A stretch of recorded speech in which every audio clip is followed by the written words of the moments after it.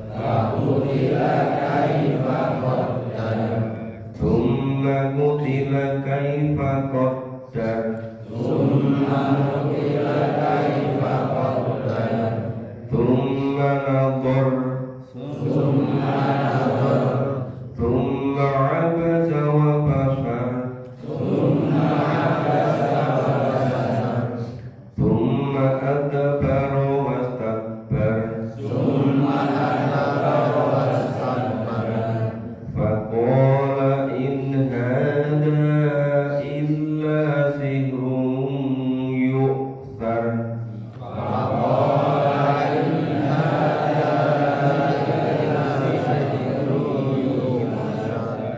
in hadza illa qaulul bashar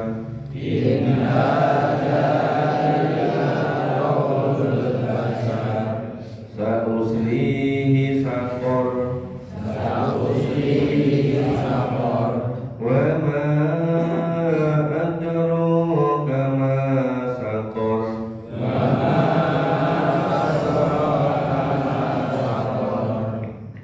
la tubqi wa la tadhar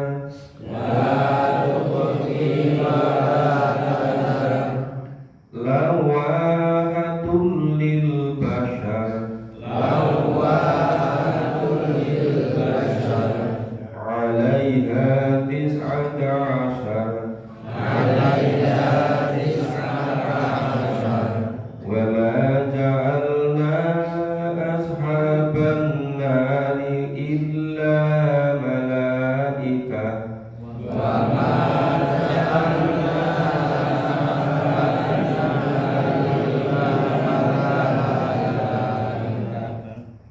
ma ja'alna 'iddatahum illa fitnatan lil ladzina kafaru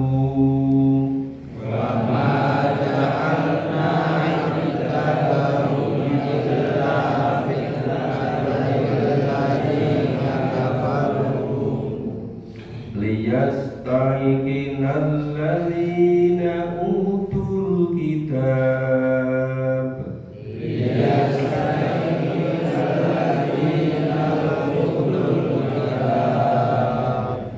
wa yazdadal ladzina amanu imana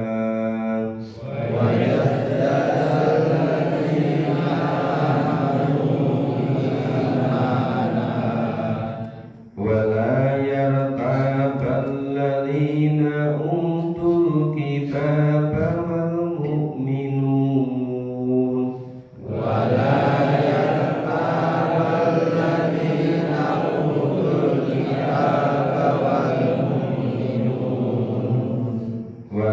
waliyaqulal ladzina fi qulubihim maradun wal kafirun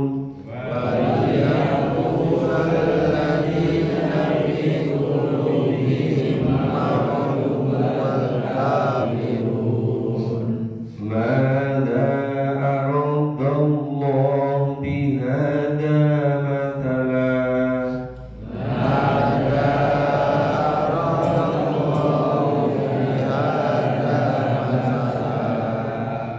kadzalika yudhillullahu man yasha'u wa yahdi man yasha'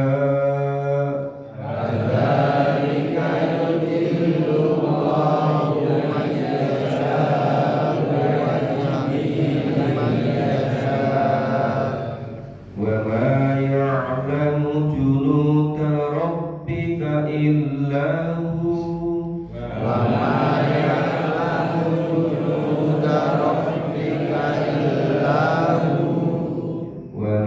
hiya illa dzikra lil bashar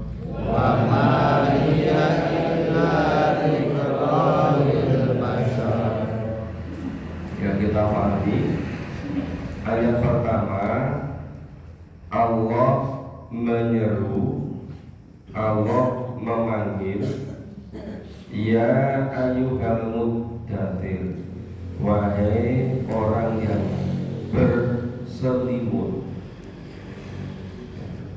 Di Arab itu biasa untuk menunjukkan keakraban. Di dalamnya terkandung sifat kasih sayang. Itu tidak memanggil nama, tetapi memanggil kondisinya seperti apa. Maka Allah bukan menyebut wahai Nabi Muhammad, Tetapi Allah manggilnya dengan ya ayyuhal muddatsir, wahai orang yang berselimut. Suatu ketika menantu Nabi Ali bin Abi Thalib dengan istrinya, istri Ali siapa? Fatimah. Itu sedang ada sesuatu yang kurang harmonis. Kemudian Ali itu daripada rame, ya sudahlah. Ali itu ngalah, kemudian tidur di masjid. Nabi manggil bukan ya Ali, bukan, tapi memanggilnya wahai anak yang penuh pasir. Karena ketika itu Masjid Nabawi, sekarang masjid di Madinah itu bawahnya masih pasir, nggak seperti sekarang. Dan Ali tidur di situ, kemudian pasir-pasirnya nempel ke badannya. Nabi memanggil menantunya bukan wahai Ali, tapi wahai anakku yang penuh pasir. Menunjukkan apa? Menunjukkan kasih sayang. Itu tradisi yang ada di Arab. Jadi Allah memanggil ya ayyuhal muddatsir, wahai orang yang berselimut, orang yang berkumur. Kum fa'andir, ini perintah ini, bangunlah dan berilah peringatan. Ini perintah wajib untuk memberi peringatan. Nabi diwajibkan Allah untuk berdakwah. Kita juga wajib berdakwah.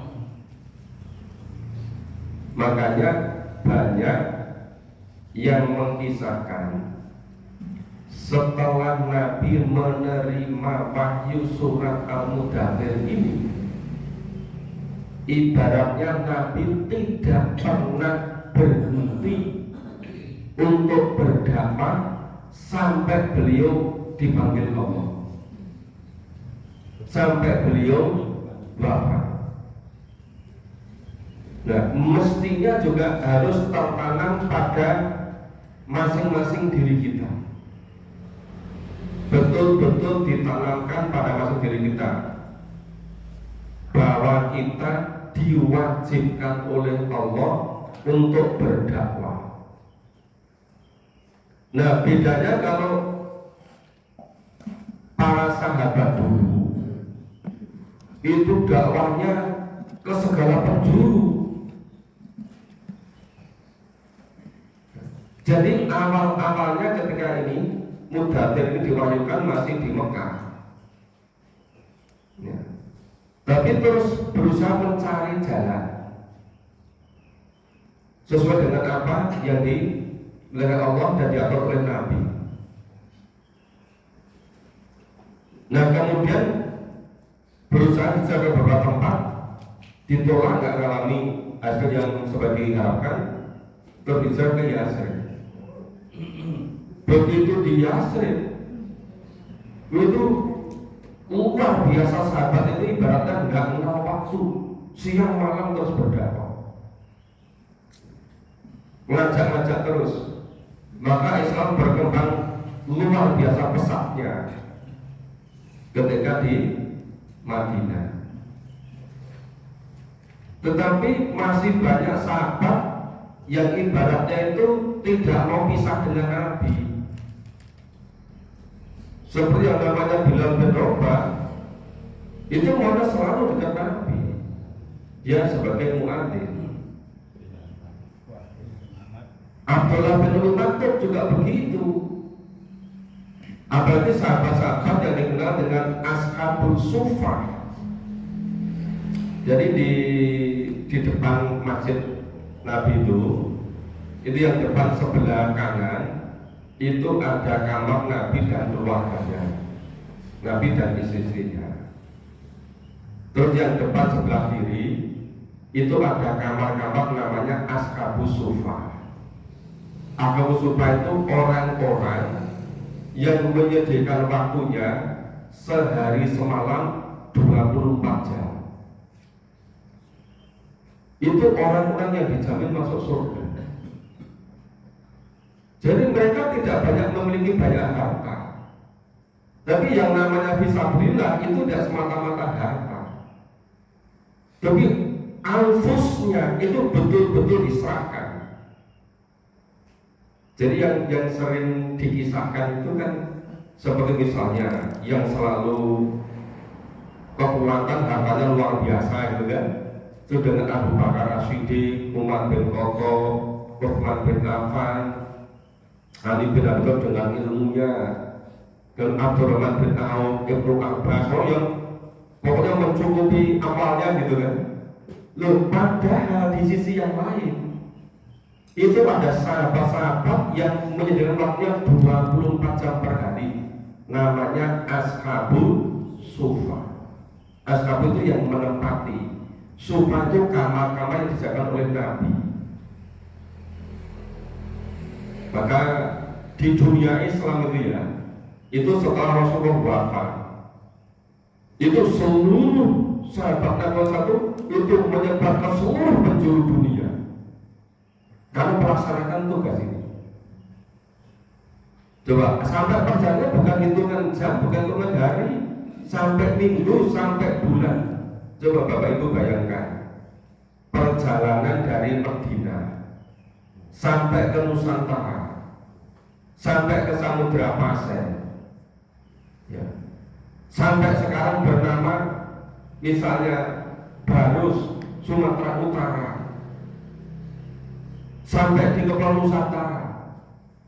Jangan bayangkan sekarang pakai pesawat terbang atau pakai kapal laut yang besar itu, nggak seperti itu. Dulu kapalnya masih kecil-kecil.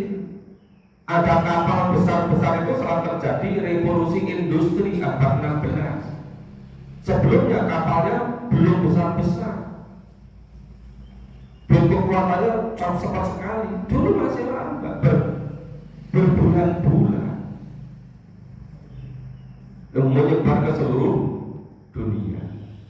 Jadi hidupnya para sahabat itu seperti itu. Maka di dalam dunia Islam yang dikenal dengan thalabul ilmi itu selalu konotasinya itu dengan kesiapan spirit yang luar biasa, dengan inspirasi yang sangat kuat, dengan motivasi yang luar biasa mereka untuk menyampaikan risalah ini, dinullah ini ke seluruh penjuru. Dan tidak ada yang ditakuti kecuali Allah. Jadi ke kerajaan-kerajaan superpower itu tidak ada yang ditakuti. Yang ditakuti hanya Allah. Jadi seakan-akan diri sahabat itu antara dunia dengan surga itu batasnya tipis sekali. Apa? Hidupnya itu fisabilillah, begitu meninggal langsung surga. Nah surganya masih surga di alam kubur, alam barzakh. Nanti surga yang sebenarnya besok di akhirat dan kholidina fil abada. Maka kun fa'andir, bangunlah ndang do gembrega, ojo males-males gitu loh. Warok saka pakabir, dan kepada Tuhanmu, kepada Allah hendaknya kamu mengagungkan. Jadi yang agung, yang abad itu hanya esa, hanya satu, hanya Allah saja. Tidak boleh mengagungkan yang lain-lain. Semata-mata yang akbar itu Allah. Watiya bakal tohir, dan bersihkanlah pakaianmu. Cuma begini, ada tradisi di Arab itu kalau ada orang, ada anak yang tabiatnya, yang adabnya, yang akhlaknya itu kurang bagus, itu lenggandani lengloke resik ono pakaianmu. Jadi maksudnya pakaian itu bukan semata-mata pakaian yang kita kenakan ini, baju, sarung, peci, bukan sekedar itu. Tapi yang namanya watia bakal fatohir itu ya jiwanya, rohnya, apa itu, pikirannya, rohaninya harus bersih. Pola pikirnya, niatnya, nama itunya, ya, perkataannya, perbuatannya, tujuan hidupnya secara totalitas itu sudah dibersihkan. Makanya kenapa itu orang yang sholatnya beres itu sampai Allah menyebutkan apa? Fi wujuhihim min athari sujud. Yang namanya fi wujuhihim itu bukan ning batu nek letak ireng, bukan sekali itu. Tapi fi wujuhihim itu pada seluruh pola pikirnya, seluruh kemauan hidupnya, ya, pola pikirnya, perkataannya, perbuatannya, apapun yang ada pada dirinya itu merupakan hasil akar dari sholatnya. Karena sholat yang beres ini inna sholata tanha 'anil fahsya wal munkar. Jadi Allah itu betul-betul membekali Nabi dan para sahabat. Allah ketika mendidik Nabi dan para sahabat itu betul-betul mendasar. Dibersih dulu seluruh perilakunya, seluruh perbuatannya, perkataannya dibersihkan dulu, disesuaikan dulu dengan tuntunan Allah. Itu watia bakal fatohir. Wa rujza fajur, dan rujza perbuatan dosa, fajur tinggalkan semua. Tradisi kebiasaan dosa-dosa yang dilakukan selama sebelum Islam suruh tinggalkan semua. Berbagai macam bentuk-bentuk kemusyrikan, bentuk-bentuk kekufuran, bentuk-bentuk kesombongan, bentuk-bentuk kedustaan, bentuk-bentuk penyakit hati, semuanya suruh membersihkan. Maka warud jasa fajur, perbuatan dosa tinggalkan semua, ya, betul-betul dibersihkan. Wala tamnun tastakbir, dan janganlah kamu memberi dengan maksud ingin memperoleh yang lebih banyak, kecuali semata-mata karena Allah. Jadi kalau misalnya ada sahabat yang menyediakan seluruh waktunya pada Nabi, misalnya Abu Sufyan tadi, ibaratnya apa? Ketika Nabi kesulitan, ketika itu belum ada air, Nabi memerlukan air, ya. Ada sahabat yang menyediakan air. Menyediakan itu bukan karena Rasulullah, tetapi karena Allah. Dalam melaksanakan itu hanya mengharap balasan yang lebih banyak dari Allah, itu bukan kepada orang. Jadi yang Ashabus Sufah tadi yang tempat di kamar-kamar depan masjid Nabi tadi, walaupun dohirnya itu membantu Nabi, tapi sahabat tidak boleh sama sekali merasa nolong Nabi, nggak boleh. Ini semata-mata karena Allah, karena perintah dari Allah. Demikian pula seluruh yang amalnya, supaya betul-betul mengharapkan balasan yang lebih banyak, itu semata-mata pada Allah, jangan sampai kepada manusia. Karena Allah yang memiliki semuanya, Allah yang akan membalas berlipat ganda. Makanya Bapak Ibu, ya yang hari-hari ini memuliakan Baitullah, memuliakan masjid, cobalah ini diniati lillah, jangan karena manusia. Itu karena lillah. Bapak Ibu setiap saat datang hadir ke Baitullah, ke masjid, coba diniatin lillah. Termasuk yang menyiapkan seluruh yang tidak beres. Mungkin ada airnya yang macet, mungkin ada lampu yang mati, mungkin ada kipasan yang nggak beres, mungkin ada sound system yang perlu diperbaiki.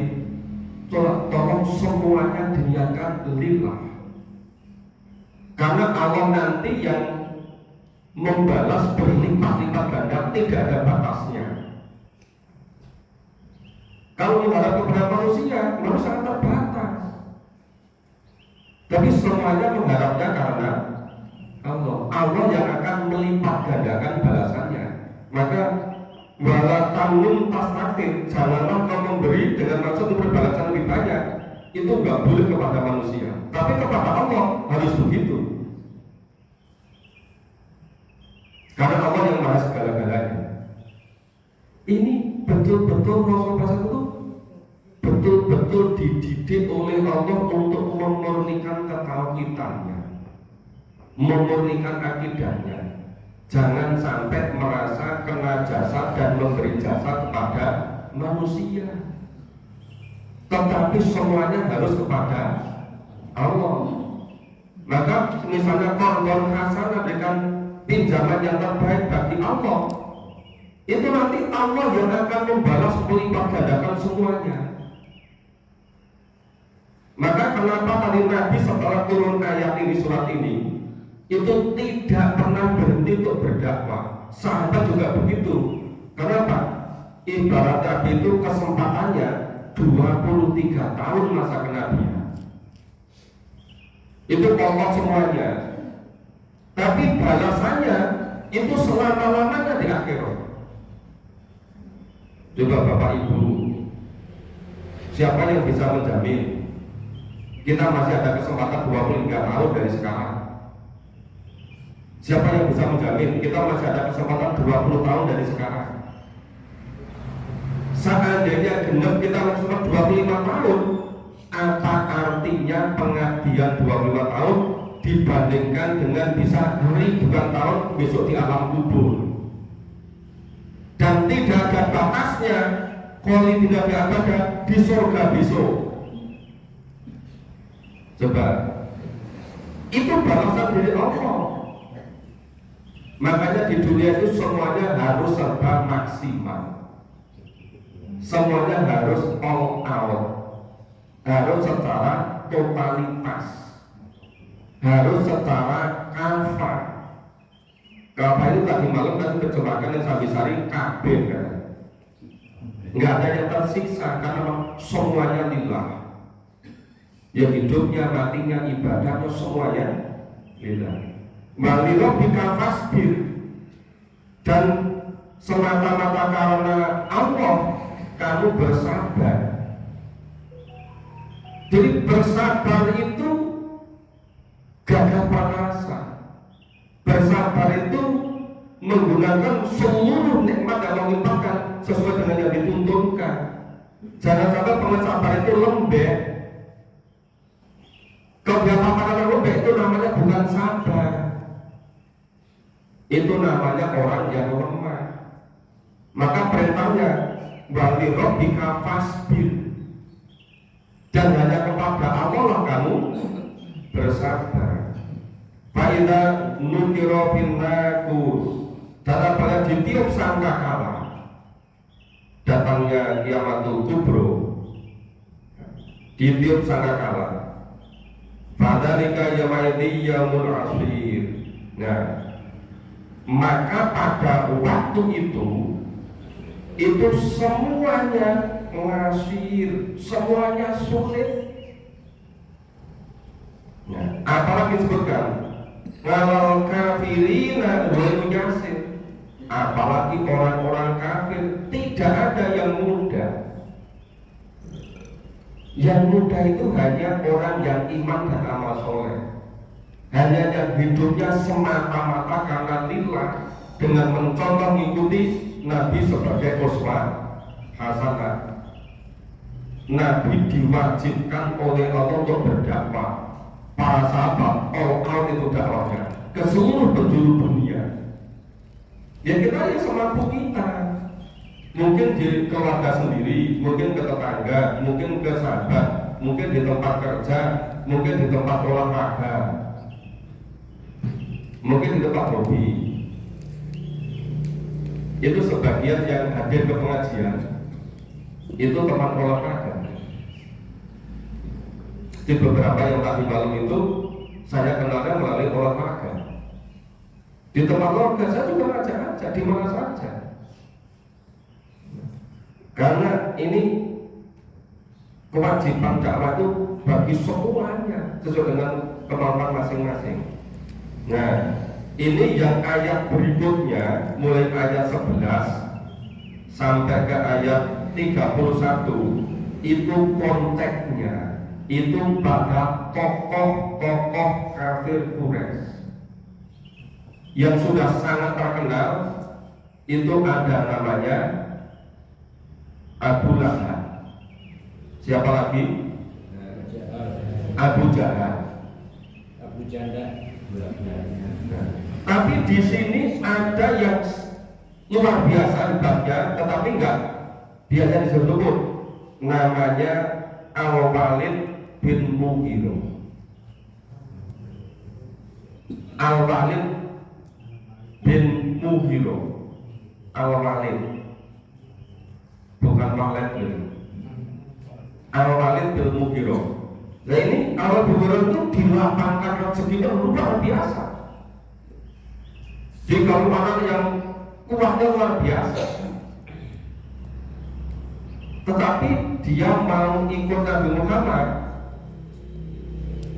Itu sampai namanya Abu Jahal, Abu Lahab itu. Kalau Al-Walid sampai masuk Islam, habislah suku-suku, pasti semuanya ikut Islam itu. Makanya Al-Walid itu betul-betul dibentengi oleh tokoh-tokoh Quraisy, jangan sampai Al-Walid ini masuk Islam. Karena orang yang berpengaruh luar biasa ini Al-Walid ini. Nah itu dari Muhammad Khalaf itu wahid, dia serahkan aja pada Allah. Orang yang Allah sendiri menciptakannya itu Al-Walid tadi.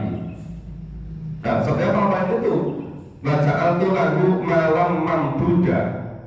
Jadi Allah mengkaruniakan, memberikan kepada Walid malam mamduda, harta yang melimpah luar biasa banyaknya. Mamduda ibaratnya tanpa batas. Dulu orang-orang musyrik itu juga biasa melakukan haji. Cuma hajinya nggak seperti hajinya Nabi Ibrahim dan Nabi Muhammad. Itu udah suruh penjuru, itu disediakan tempatnya, makan minumnya oleh Al-Walid ini. Saking kayanya, saking luar biasa, rezekinya melimpah, malam mamduda, harta yang melimpah luar biasa. Wabanina syuhuda, dan dikaruni anak-anak yang senantiasa mendampinginya. Nek saiki duwe anak pinter-pinter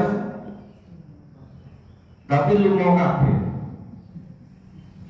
Ya kan ada yang anak bapak itu ada anaknya 3, 4. Enek sing tinggal di Jakarta, enek yang Bandung, enek Kalimantan, enek Sulawesi. Ora enek sing dadi siji bilang omah. Ning Al-Walid ini suhuda, anaknya selalu mendampingi. Al-Walid pergi kemana, anaknya sing membersamai atau mengantar. Sekarang kan merasa orang tua itu sukses kalau anaknya kerja jabat tinggi di mana-mana gitu kan. Terus bapak ibu ini balik ke di sini menek, pengen tinggi anak gitu kan. Banyaknya gitu kan. Ini beda dengan Al-Walid. Punya anak-anak yang sukses, tetapi selalu mendampingi, maka disebutkan wabani nasuhud. Anak-anaknya hebat-hebat tapi mendampingi Al-Walid. Wa hatulahu tamhida. Nah, gimana itu? dilapangkan rezekinya luar biasa dengan tauhid seluas-luasnya. Jadi luar biasa kekayaannya itu. Semuanya tahu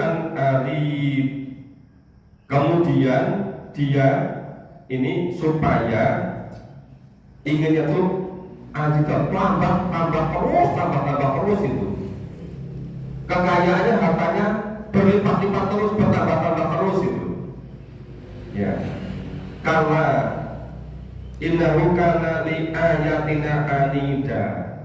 Sekali-kali tidak demikian. Sesungguhnya dia awal tadi li ayatina terhadap ayat-ayat Allah, terhadap Al-Quran anida, menentang. Karena pakai lo sama Abu Jahal, pakai lo sama Abu Lahab, dan dengan abu-abu yang lain tadi. Karena banyak nggak jadi satu persatu. Pokok-pokoknya semua, pokoknya selalu mepet terus alatin, jangan sampai. Padahal Walid ini sudah ibaratnya udah sangat tertarik pada Nabi gitu. Tapi dibentengi terus oleh tokoh-tokoh Quraisy itu. Itu tadi, begitu nanti Al-Walid masuk Islam, udah habis seluruhnya akan masuk, karena betapa besarnya pengaruh dari Al-Walid ini.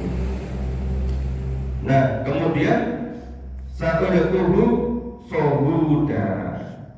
Nah, maka Allah membebaninya dengan mendekati, mendaki ke atas yang sangat memanjakan. Jadi dengan melimpahnya harta berlimpah yang luar biasa tadi, tapi malah merasa apa? Seperti jadi beban, berat sekali, gitu kan? Innahu fakaro wakodan. Sesungguhnya dia itu berpikir, memikirkan dan menentukan, bimbang. Gimana ya? Awal itu diam-diam, itu mendengarkan firman Allah yang diterima para sahabat itu. Begitu dia mendengar firman Allah, karena dia rasa bahasa itu luar biasa, dia betul-betul terpikat itu awal itu dengan susunan ayat Quran itu. Begitu dengan firman Allah itu, dia kelompok-kelompok gak bisa apa-apa. Luar biasa aneh itu simpatinya, rasa bahasa Quran itu. Tapi dipakat terus oleh kelompok-kelompok kafir Quraisy. Ojo nganti sing jenenge Al-Walid ini masuk Islam gitu loh. Maka sebetulnya ini juga berjalan sepanjang masa. Nek do pekewo ngaji Quran itu sebetulnya seringkali ya pekewo kan orang-orang lain itu, sebagaimana Al-Walid ini. Ini sebagai contoh gitu. Fakut telah kayak fakoda. Nah, maka celakalah bagaimana dia menetapkan pilihan. Wes mulai betul tertarik pada Islam, ayat begitu indah, betul mempesona. Dibantah lagi, pas pokoknya Walid tinggal di Islam gitu kan. Diintimidasi terus oleh tokoh-tokoh Quraisy itu. Cuma kutilah kayak fakoda. Kemudian celakalah bagaimana dia menetapkan pilihannya. Sampai diulang-ulang oleh Allah ini. Kenapa? Karena dia sebenarnya wis bimbang terus itu. Itu nek umpomo berapa saat saja orang dipepet terus kalau Abu Jahal dan tokoh itu, pasti dia belum masuk Islam. Karena dia tidak bisa mengingkari nuraninya. Karena daya magnet dari wahyu Allah ini. Cuma karena dipepet terus oleh tokoh-tokoh tadi. Makanya sampai diulang itu fakutilah kayak kodar, tumakutilah kayak kodar, tumanador. Kemudian dia memikirkan.